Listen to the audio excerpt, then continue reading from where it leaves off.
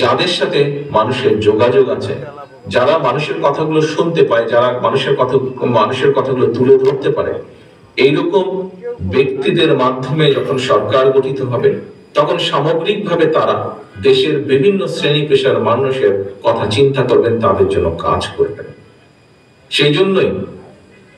সেজন্যই যদি আমরা বলি, আজকে এই মুহূর্তে সংস্কারকে যদি যারা মনে করছেন যে নির্বাচন পরে হওয়া উচিত, সংস্কার আগে হওয়া উচিত, তাহলে সেই সংস্কারকে সফল করার জন্যই এমন মানুষের দরকার যারা সরাসরি জনগণের সাথে সম্পৃক্ত।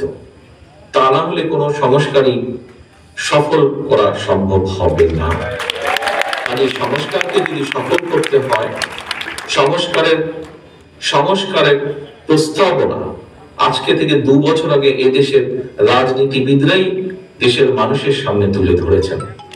রাজনৈতিক কর্মীরাই সংস্কারের প্রস্তাব এই দেশের মানুষের সামনে তুলে ধরেছেন। কাজেই এই দেশের প্রকৃত সংস্কার যদি করতে হয়, তাহলে অবশ্যই সেটি রাজনীতিবিদদের মাধ্যমেই করতে হবে। অবশ্যই দেশের রাজনীতিবিদদের